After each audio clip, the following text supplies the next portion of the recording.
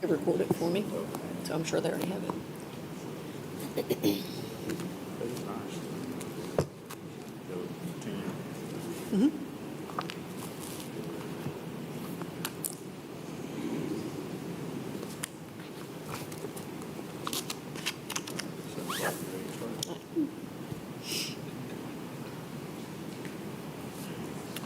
All right, good evening, everyone. Welcome to the July Planning Commission meeting. Go ahead and call our meeting to order. We've got opening prayer by our Tim Doolin, who's the Cabot City Chaplain, and followed by the Pledge of Allegiance. So, Tim, if you would, lead us in prayer. Everyone, please stand.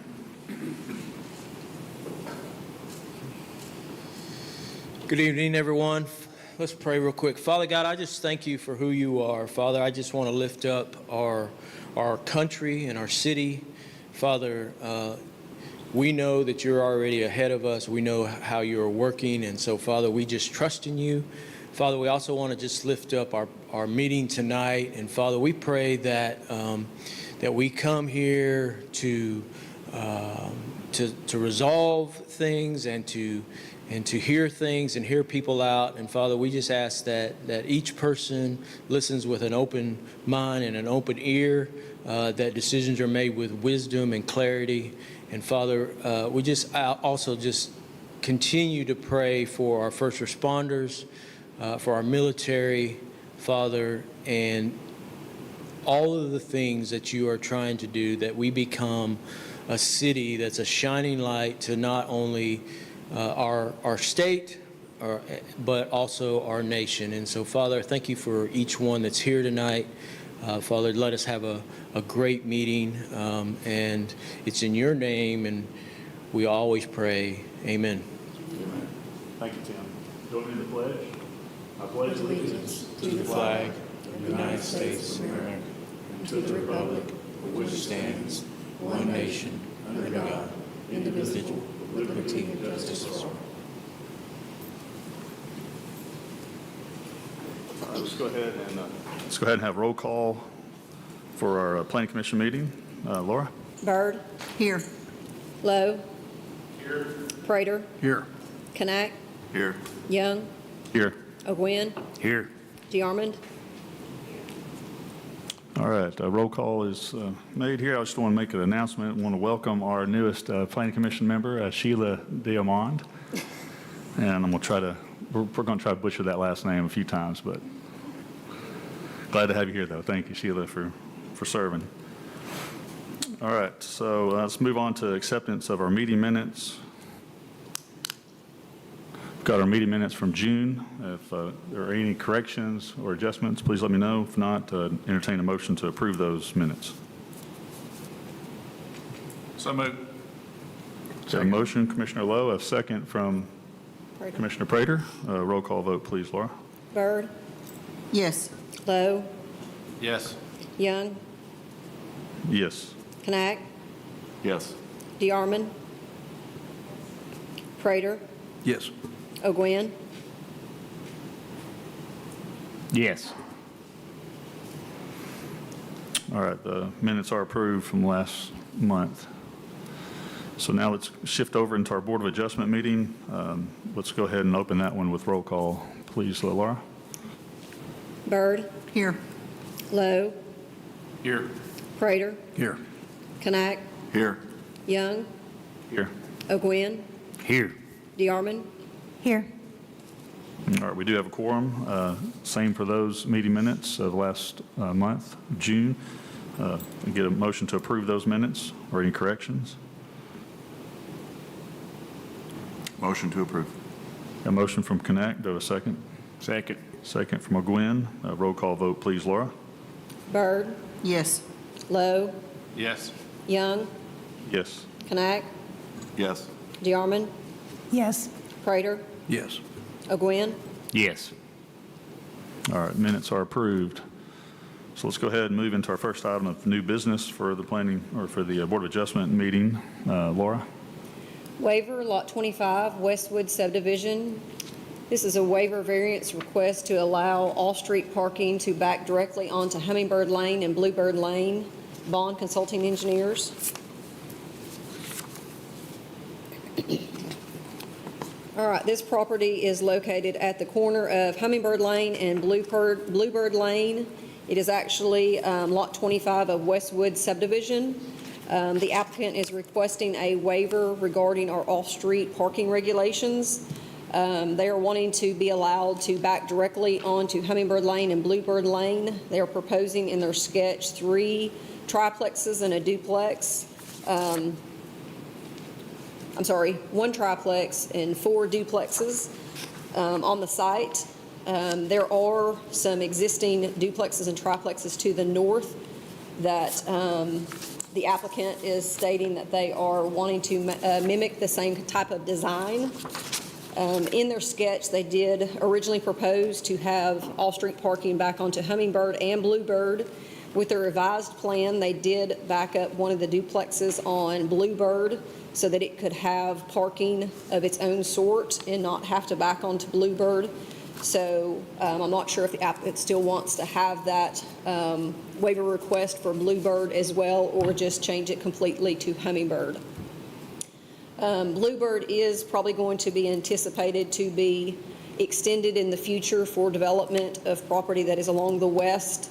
Hummingbird also does show on our comprehensive map to extend to Highway 321, but realistically, I'm not sure if that street actually will extend to Highway 321. Other than that, there were some concerns that staff had that the applicant did respond to. If you have any other questions for myself, I can't answer them. The applicant is here if you have any questions for them. Thank you, Laura. Commissioners have any questions? All right, Aaron? Thank you. Yeah, Aaron Robinson with Bond Engineering. We are fine with just having the waiver on Hummingbird and not having the waiver for Bluebird.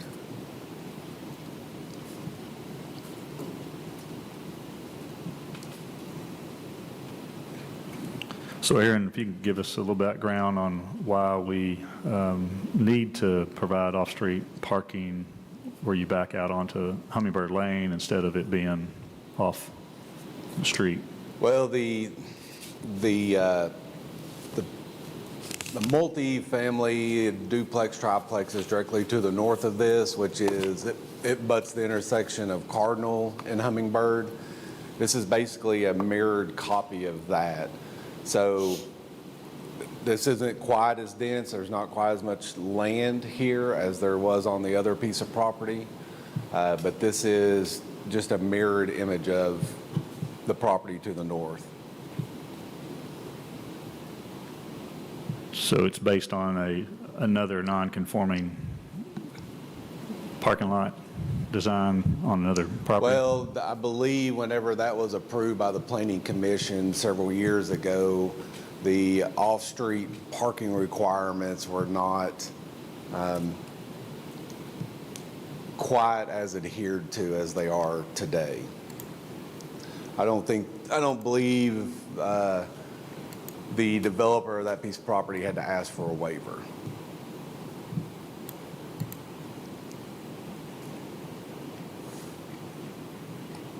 Commissioners have any other questions? Commissioner Lowe? Aaron, is there not a way to orient these duplexes so that you don't need to have this request? So I tried. I rearranged them, went to like all triplexes, went to different style duplexes. But in order to have some kind of detention area and to have any kind of unit count that will allow for this to be economical, this is what works. The sewer, so the two northern buildings are the only two buildings that we can really sewer that has any gravity sewer around it. Your three southern buildings are going to have to go to a sewer line that is along the ditch that's behind the church, right there at 321. Can't remember the name of that. It's a Assembly of God church, I believe. So there's going to be the first phase of this, he's only going to be able to build 2 apartments or 2 buildings anyway. He's not going to be able to build the other 4 until either some easements are acquired or some other properties acquired to get sewer to go to the south. Well, I can appreciate trying to get as many duplexes or triplexes as you can get on the property, but to me, it looks like we're putting more on there than really fits. That's why we're having an issue with parking. The other question was about the sidewalk, so that will not be a public sidewalk along Hummingbird then. Is that correct, Laura? If they gave an easement for it, it could be a public sidewalk, but typically the sidewalks are along the right-of-way. And this sidewalk mirrors the exact same sidewalk to the north of the property. They did the same thing, except when the sidewalk leaves the last building to the south, it doesn't actually tie into Hummingbird. So where we show the sidewalk running parallel on the northern end, there's really no sidewalk that it ties into. There will be a gap there. Originally I had the sidewalk on the right-of-way. One of the staff comments was they didn't like having the sidewalk behind vehicles. I didn't disagree with that. The only remedy to do that is what we have shown. Yeah, I think it's dangerous to have the parking that you back into the street, even though it is a dead end. But once it does extend through, I think that's just it's a dangerous situation. I think you could turn those duplexes and still get almost the exact number. You would lose one of those units. And I just did a little markup on my laptop. But Of course you did. yeah. You just turned them, and it mirrors basically what you've got on this side here. Both of them, they just flip and become the same. You just lose one of those little units. That's correct. You lose, if you do it with all parking internal, I think you lose basically 3 doors.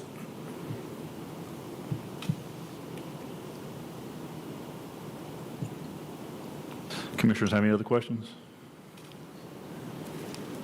All right, since this is a public hearing, I am going to ask if there are anyone else here to speak for or against this item. If you would come up and state your name, if you live in Cabot, your address. My name is Kimberly Gillum. I live in Cabot. I live actually right across from the street of Hummingbird Lane. All right, Kimberly, are you here for or against this item? I am against this because I have grandchildren, and right there on Hummingbird Lane where it goes into the dead end, that's the only part of the street that my grandkids can actually ride their bikes. Because the people that's coming down Bluebird and coming down Hummingbird, they very seldom even stop at that stop sign that's on the corner of Hummingbird, and they will run that stop sign. We already had to replace our mailbox. We had one guy run into the ditch and end up 2 houses down because he ran over his girlfriend. And I mean, it's just dangerous. I mean, you got a stop sign right there. If you back out on Hummingbird, I mean, the cars coming down there, if you're backing out, you can't see them because they're just driving like crazy coming down that road. I mean, you can't see them until it's too late. And I mean, it's just going to cause a hazard.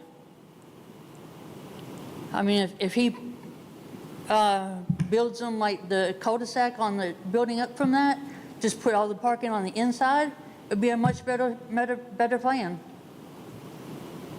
Okay. Yeah, he might lose an apartment or 2, but I mean, it's going to be a better safety for everybody involved. Gotcha. Thank you, Kimberly. Appreciate those comments. You're welcome.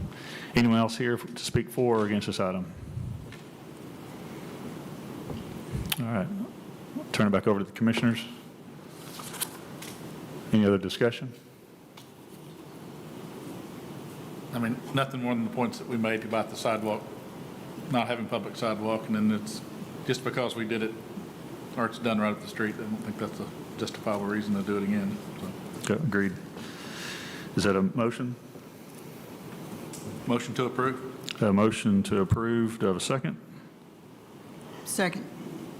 All right, got a motion and a second. Roll call vote, please, Laura. And this is, excuse me, this is a motion for only hummingbird, to not include bluebird, correct? Correct.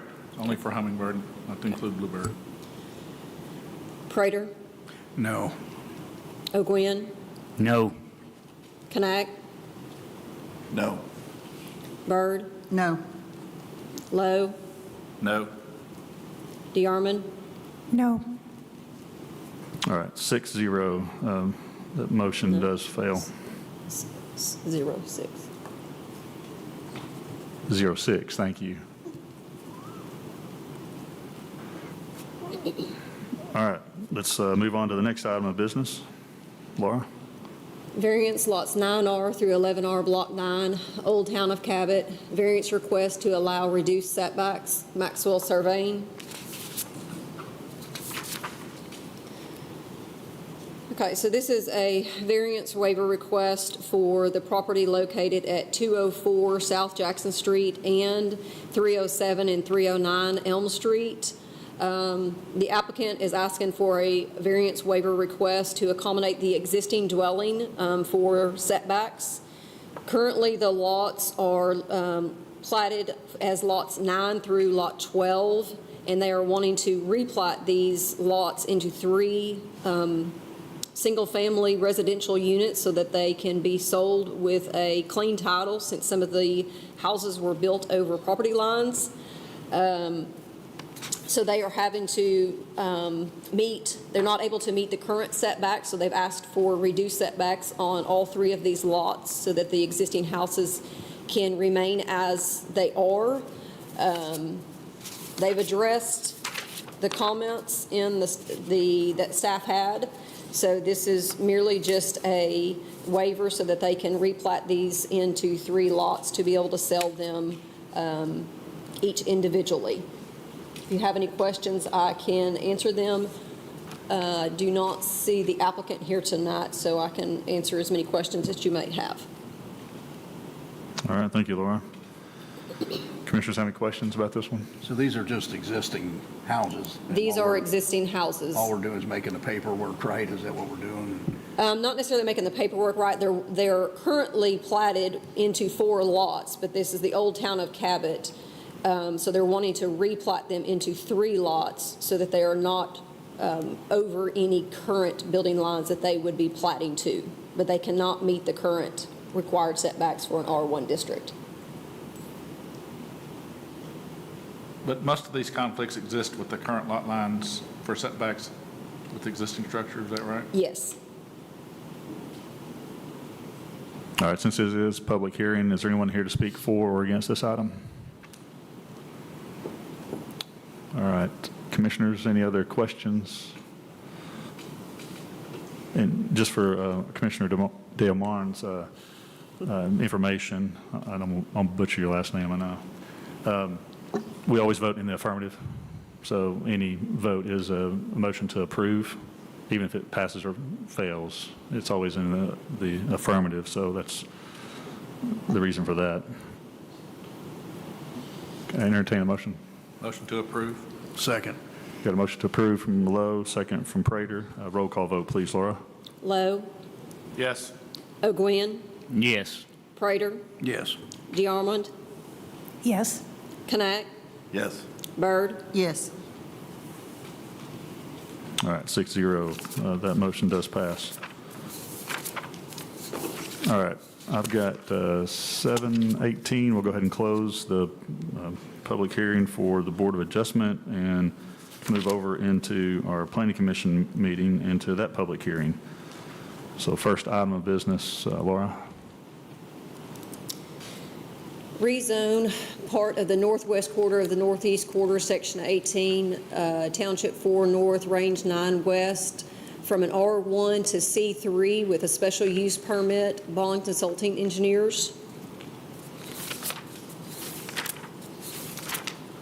Okay, so there are two rezones on the agenda tonight. These are kind of go together. They are 2 separate parcels. We will have to do 2 separate votes since they are 2 separate parcels, and they are asking for 2 different, from an existing rezone that exists either an R1 or a C2 to C3 with a special use permit for an RV park. This property is located on Polk Street. This may look familiar to some of you as this was brought before the commission back in November of '22. It was tabled then and brought back after some concerns that the commission had. It was brought back in February of '23.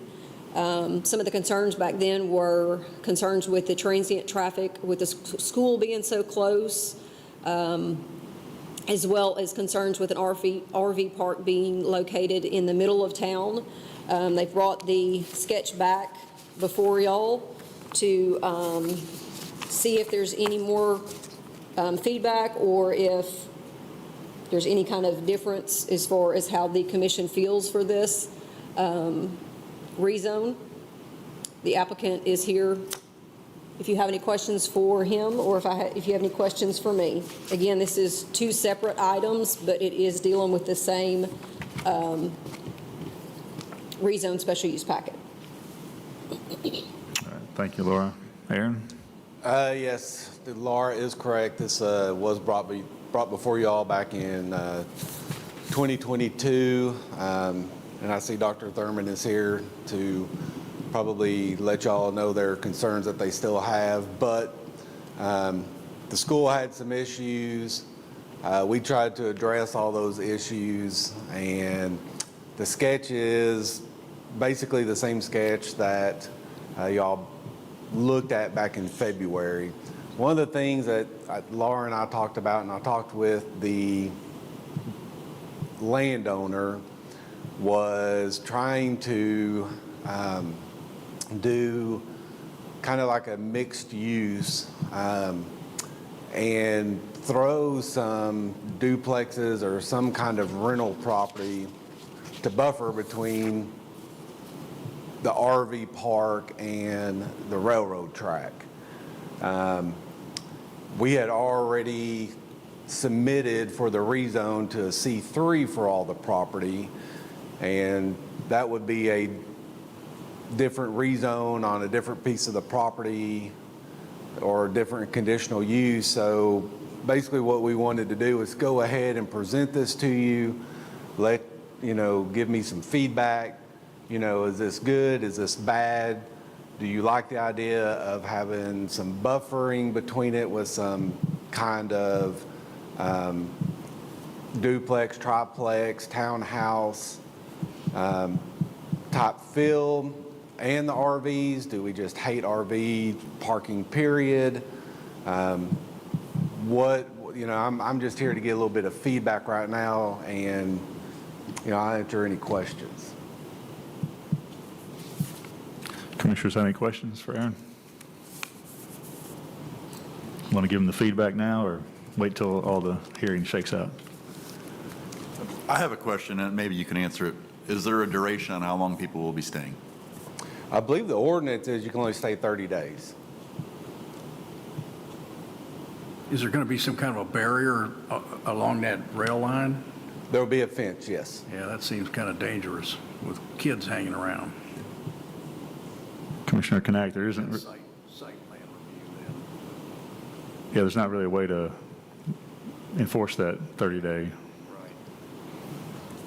then. It comes down to the park, but there's parks all over the nation that do enforce it. And so I know there's different ordinance or different places or what the owners envision. I know we have parks in Jacksonville where it's permanent RVs, not so much a 30-day type stay.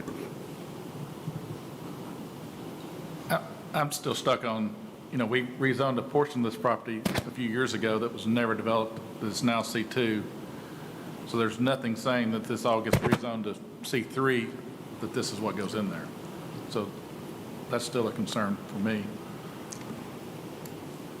My biggest concern is even though there's a railroad track there, that backs up to a school, and people that are not residents of the city that are coming in and staying for a short period of time, and you can't, it's very difficult to police that, and the fact that kids are going to be in that area. We're talking about Cabot school kids or kids from this development? I'm talking about Cabot School kids, because the Cabot School backs right up to that property, even though there's a railroad track there. Right. I mean, in the school, there is some distance. I mean, the school does not, it's not right on the right of way. I mean, there's distance between the school and the railroad track. And, you know, you got kids are going to play on the railroad track, but we're close to kids. And so I want to make sure I understand when we're talking about kids playing on the railroad tracks, are we talking about Cabot School kids or are we talking about development kids? Because, I mean, I don't want to mix the two together. I think that was one of the biggest concerns before, was the fact that this RV park was near the school. And there's got to be another location that's better, you know, for an RV park other than close to a school. Any other comments? All right, thanks, Aaron. Thank you. Since this is a public hearing, I want to hear both sides, so is there anyone else here to speak for or against this item? Dr. Thurman? Commission members, Tony Thurman, Superintendent of the Cabot School District. First and foremost, not against progress, but we also still have exactly the same concerns that we had previously. The district cannot support an RV park within such close proximity, not only to Cabot Freshman Academy, but Cabot Middle School North, which is grades 5th and 6th, which is right around the corner, and then Junior High North, which is right across the hill. That's extremely close proximity for an RV park. We're also now, things have changed since our last meeting. We're actually working with the city, and Ms. Nobles can explain this better, and Metro Plan on a bike trail. And the city, the school district is going to grant an easement to the city, working with Metro Plan, and that bike trail will come along behind Middle School North, and it'll actually come alongside the railroad track on our side where the current fence is. We'll have to move the fence a little bit, but there's going to be a bike trail that runs behind the school and then comes down Polk Street and works around through the high school. And that will also cause us to be able to clear that area more for that bike trail to take place. It'll actually increase visibility to the RV park and foot traffic of not only just the public, but also our students. I can see them eventually coming from Middle School North, if it's right behind that school, using that bike path to come across over to the community center and to this area. So we've actually, since that time, increased the amount of foot traffic that we'll have coming along behind that area. I also want to bring to your attention not only 3 schools, but when you start looking and visually seeing things, I'm sure that the property owner will do a fantastic job if this is approved initially, but we all know what happens over time. I'm not saying that they won't keep it up, but it could change ownership. Who knows what would happen in terms of just the visibility. And also remind you that it's also in very close proximity to Panther Fields, which is our home baseball and softball fields, and we have visitors coming from all over the state of Arkansas to that location. As we look at that, do we really want to have an RV park directly across from that facility as well? So with all due respect to the developers, I consider them good friends, but we just, as a school district, this is not something that we're going to be able to support, and respectfully ask that you deny this request. Thank you. Thank you, Dr. Thurman. Commissioners have any other questions? I'm assuming there's nobody else to speak for or against this item. All right. Any other discussion?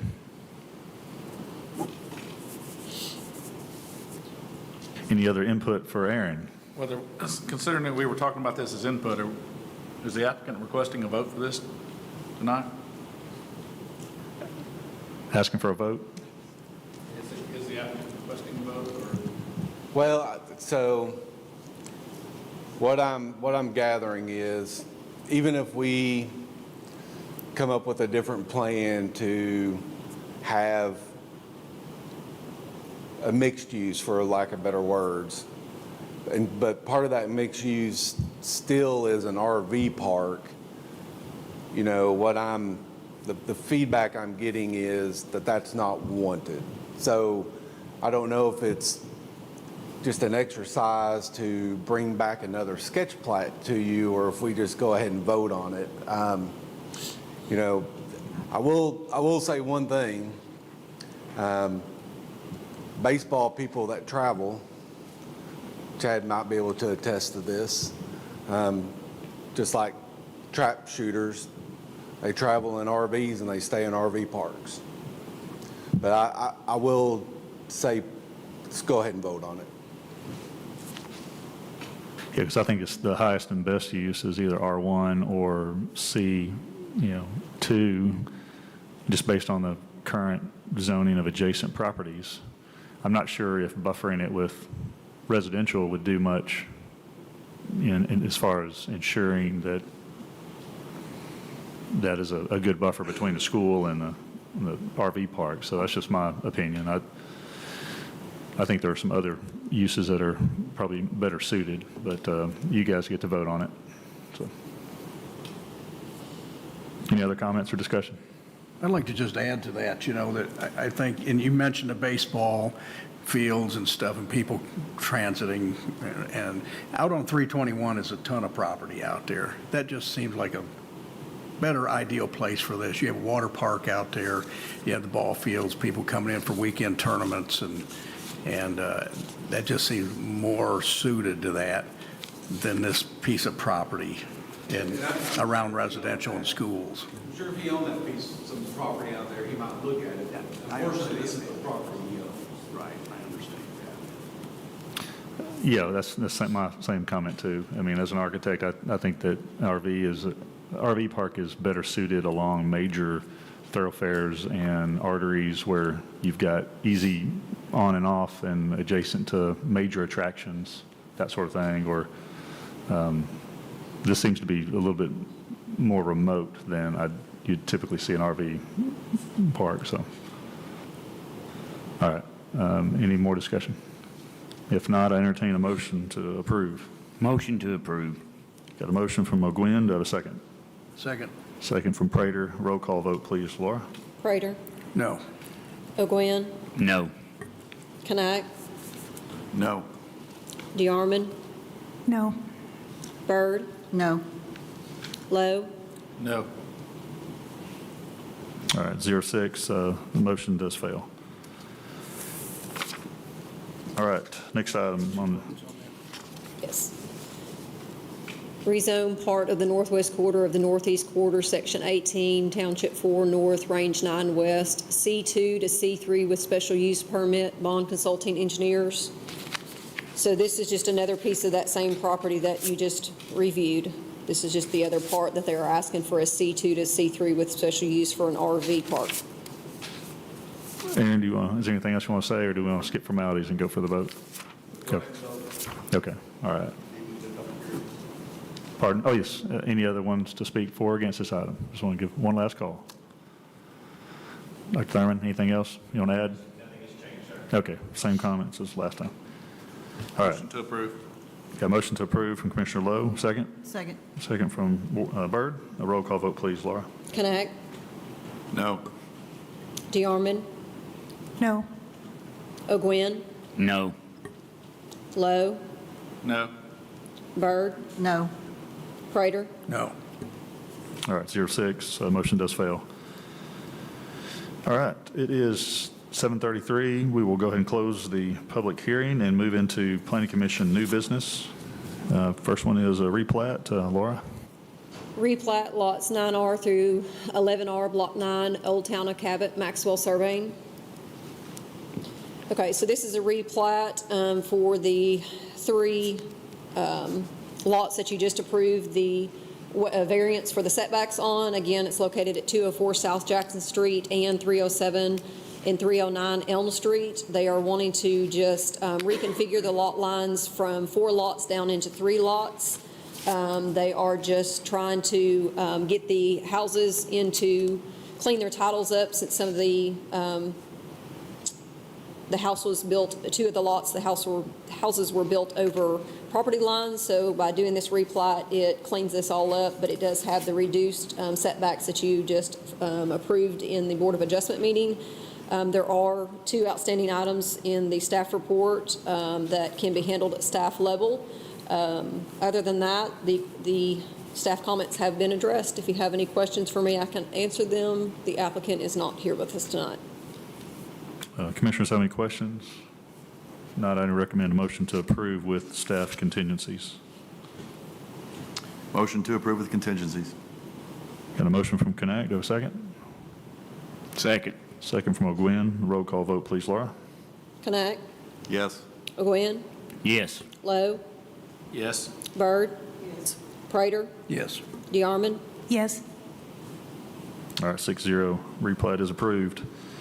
Next item. Replat lots, Lot 30R, Georgetown at Cypress Creek, Bond Consulting Engineers. Okay, this is a replat of a lot located at 18 Sawgrass Street. They are wanting to replat 2 lots into 1 lot, making it 30R. The homeowner lives adjacent to the property that's located on Lot 30. So they are wanting to combine these 2 lots into 1. As you can see in the staff report, all items have been addressed, so this is more of just housekeeping so that they can have 1 bigger lot. If you have any questions, I can answer them. Aaron with Bond Consulting is here if you have any questions for him. Aaron, is there anything else we need to know? No, sir. Commissioners have any questions? If not, entertain a motion to approve. Motion to approve. Got a motion from Commissioner Prater. Do I have a second? Second. Second from Commissioner Lowe. Roll call vote, please, Laura. DeArmond, Yes. Prater, Yes. O'Gwen, Yes. Knack, Yes. Byrd, Yes. Lowe. Yes. All right, 6-0. Motion does pass. Replat is approved. Item C. Final plat, L Storage Commercial Bond Consulting Engineers. Okay, this is a final plat for a 1-lot commercial development along South First Street. It's actually located at 3524 South First Street. This plat's being brought before you because they are doing a site plan in conjunction with this final plat. There are 2 items in the staff report related to easements that staff asked for easements along the north and east boundary lines to accommodate the existing utilities that are there. Those are the only 2 outstanding items in the staff report. If you have any questions for me, I can answer them. If not, Aaron is here for this application as well. Aaron, we get these staff comments incorporated? So the reason that we did not want to put in the easements is because that sewer line was put in as a special improvement district. It wasn't put in for the city of Cabot.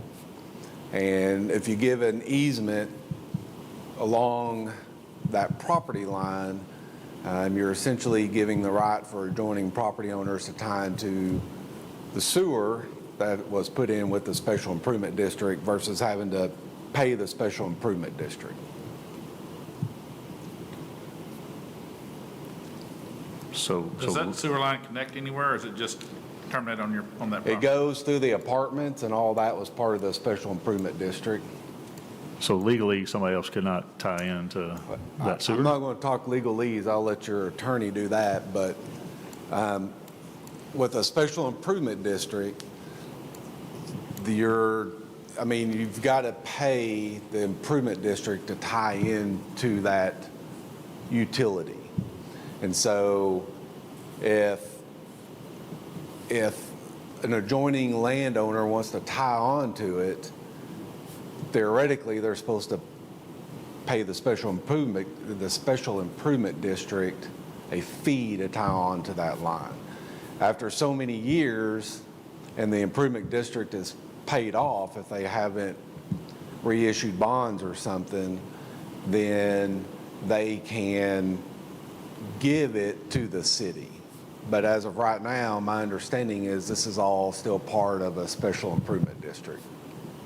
So you cannot show the 20-foot or the 10-foot easements on the plan, on the plat? Well, it's an easement for a line that's not dedicated to the city right now. So if you show an easement to dedicate it to the city. Well, could it be an easement that's dedicated to this special improvement district? And I guess, I don't know, Ben, do you know much about these matters?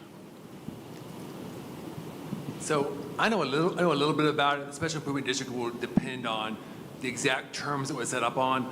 I don't see any issue at all with dedicating an easement. The special improvement district doesn't like it. They're welcome to take it up with the city, or I guess with CWW. But there's no legal prescription against dedicating an easement there. Like I said, if the special improvement district thinks it infringes on their rights, they're welcome to bring it up. But just putting an easement there doesn't stop them from charging somebody to tie in. Eventually, that special improvement district will go away at some point in the future.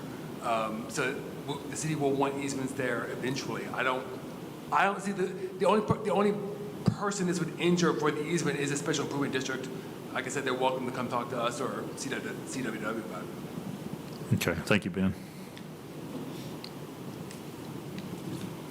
So what we can do is we can get with him and see what needs to be done.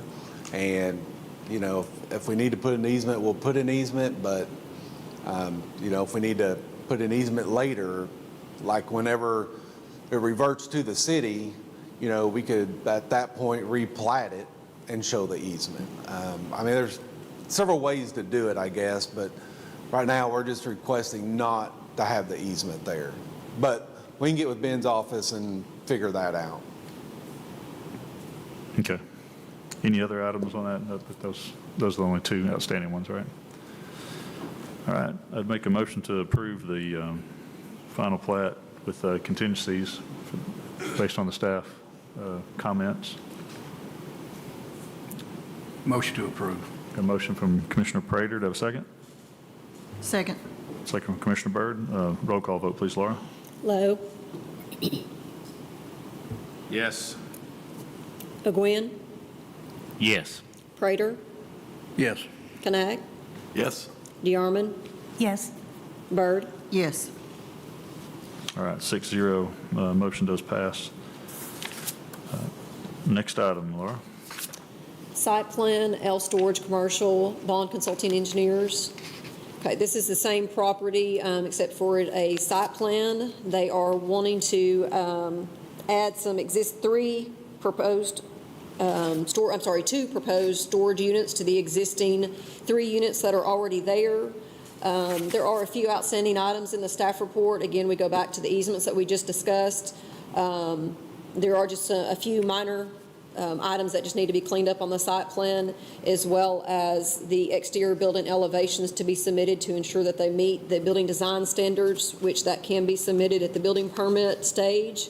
It's just known that if they do not meet building design standards, they may have to ask for a variance or change the design itself. But other than that, Aaron's well aware of the few items as far as like the hydrants need to be raised to the finished floor elevation, to bring to final grade when this development is developed. Other than that, there are no items that staff has any concerns with.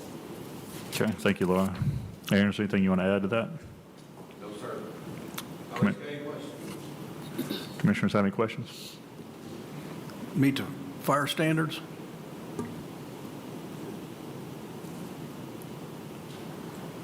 I'd entertain a motion. Motion with staff contingencies. Got a motion to approve with staff contingencies from Byrd. A second? Second. Second from Knack. Roll call vote, please, Laura. Knack, Yes. Ogwin, Yes. Lowe, Yes. excuse me, Byrd, Yes. Prater, Yes. DeArmond, Yes. All right, 6-0, the motion does pass. For the site plan, let's move on to the last item, item E. preliminary plat, Shiloh Point, Lemons Engineering Consultants. Okay, so this is a preliminary plat for a piece of property that you may remember that y'all recently rezoned just about 2 months ago, located on North Lincoln Street. It's also along Chelsea Lane. The subject property is about 4.5 acres in size, and they are proposing an 11-lot subdivision of single-family detached homes.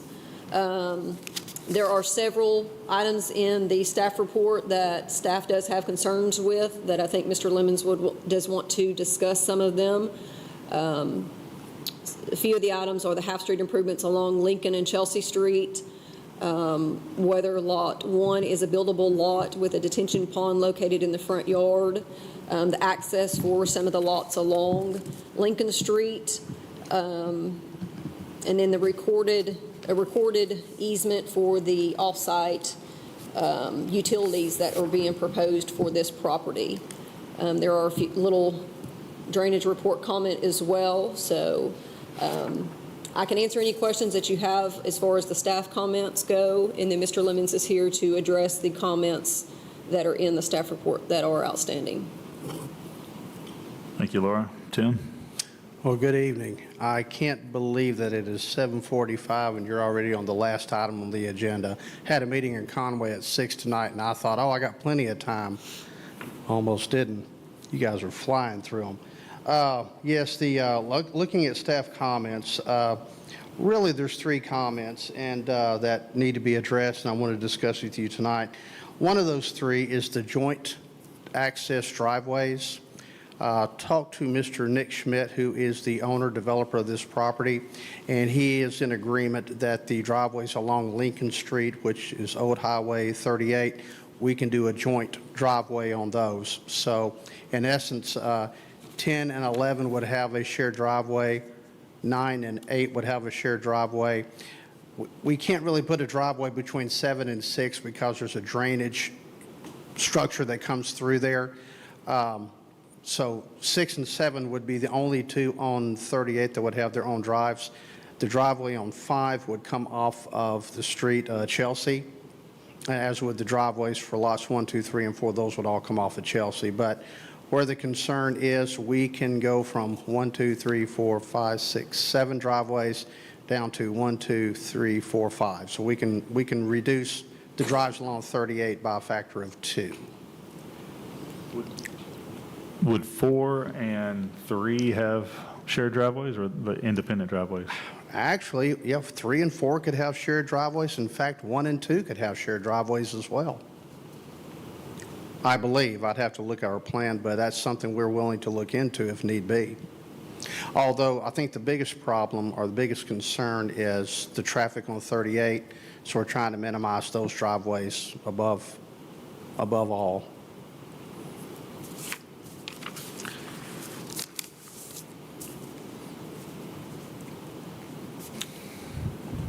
Any questions, commissioners? Is Lot 11 buildable? Yes, sir, it There's is. enough there? Yes, we have a very comprehensive grading plan. That lot is approximately 250 feet deep. The first 117 feet we're setting aside for detention because that's the only place to put a detention on this facility. However, because that lot is so deep, even after we dedicate the easement for the detention, we still have 120 plus feet to work with to build a house. Now, to kind of go one step further, we talked about a joint driveway. We would look at the possibility of 1 and 2, putting a joint shared driveway there. That would even give us a little bit more room for the detention and also keep the driveway further away. Right now, our grading plan shows a driveway on the north side of Lot 1 that goes across the north side of our little detention area. So, Tim, you guys reviewed this when I was gone, I think, last month. The size of the lots along Lincoln, what set those depths there as far as the overall lot size of those? They're smaller. That's what set the lot size. We started out, well, actually, I think 6,000 square feet is for this R2 zoning, R2S. 6,000 feet is the lot size. However, we went up to 6,500 just to add another 5 feet to each lot, to give them a little bit more above the minimum. What size homes are they looking at building? Do we know? Anywhere from probably 1,800 to 2,000 square foot. 1,800 to 3,000? Yeah, I kind of drew comps in the actual shallow subdivision, and those homes range from some of them are 1,500, some of them are 2,500, so we kind of stay and build what they were doing there. So you said, I'm sorry, if you would mind coming up to the microphone. I couldn't hear you on some of that. What size homes are you looking at? So we're looking to build between 1,800 to 2,000 square feet homes in Shallow Point. Are you Nick Smith? I am. I'm Okay. Nick Schmidt, by Yeah, the way. thank you. Yeah. So Nick, is there a reason that the back lots, 1, 2, 3, and 4 are way deeper than the other ones? I'm just curious from a, It is. The reason being that just the odd shape of the lot itself, we utilize the space we could make out of this to maximize our lot usage. And in order to at least get 11 lots out of it and not to, put a cul-de-sac and how we could lay out the actual plot of it, we had to do it where those back 4 lots are deeper than the front ones are, the front 7. So I couldn't resist to do a sketch, and sorry that the commissioners can't see this, but if you want to come up to the podium here, I just did a quick sketch to extend that back line just a little bit more and try to get more of an equal, this lot here was at 4, and I know 11 are they're small, but to try to get some lot sort of equalization between those. I just drew in here some hypothetical, I don't know what size footprints those are, but trying to get something that's a little bit more balanced. Because I just feel like the front ones are just tiny backyards. Yeah, and then the back ones have these huge lots, and if you split them in the middle, you could, I would like to point out that this lot number 4 right here, we're probably going to have to hold that building, that side of that lot there, if we strategically placed a house on there, that's what we needed. But what we could do is angle from there back, back this way a little bit and add some of that to these lots. I just think it'd make those a lot more attractive. I'm not trying to tell you how to run your business, but I just think that'd be a lot more backyard and a lot better sort of land splitting. I know it pushes this bottom one, number 1, way back here, but yeah, that's the only, that's kind of yeah, it's the odd one. Okay. I can pass my laptop around to the commissioners if you want to. You were talking about combining the drive for Lot 2 and Lot 1. Correct. You have grades on those lots? Which way is the slope on those lots? The only concern I have is if the driveway's in between those two and that's the low side of the lot, it's not. Yeah, we do got grades. The low side falls into that corner of 1, yes, which is where the detention pond is going, so.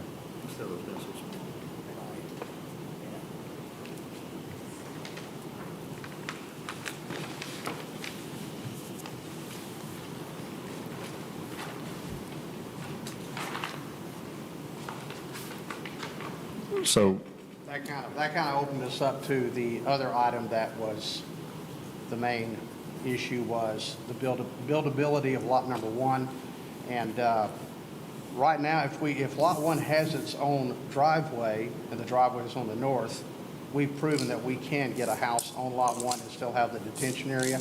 However, I just looked at our plans. The only thing we'd have to do on our plans to change where we'd have a joint driveway between 1 and 2 is to move the water service, the meter set. That's the only thing that's on that common line. So that would give us more room in the front where we would have to put that detention area to get our driveway in. So pick up an extra 10 feet. if you're going to have that front dedicated as a detention pond, I mean, why not make it a little community park there for that area and just make it an amenity, little place to, somebody could get out there, they could throw the ball around, or just a dedicated green space that everybody shares. Yeah, I mean, that's a possibility too, but then who's going to maintain that community park? We can put it in our bill of assurance that the homeowners take care of it, but then who follows up in 3 years that they actually do it? So people are lazy. Right now, we have it set up to where the owner of lot number 1, from a appearance standpoint, except for the berm that's going to be close to Chelsea, it's just going to look like a very spacious front yard. And so we have the owner of lot number 1 being responsible for the mowing of that, just like he would his backyard. Yeah, gotcha. It's unfortunate that we don't have ingress and egress on the road that is along the south property line. We could bring the driveway off of that, but that is not that's a private drive. The commissioners have any other questions?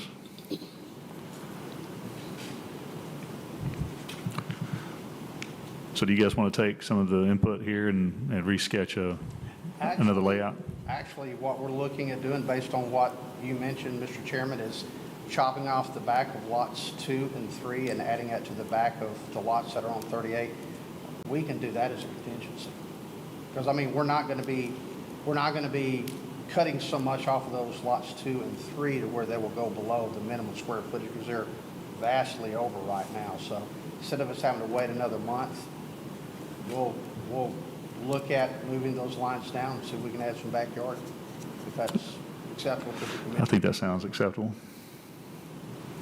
Anybody want to look at my, Is that acceptable? Laura, is that feasible from preliminary to?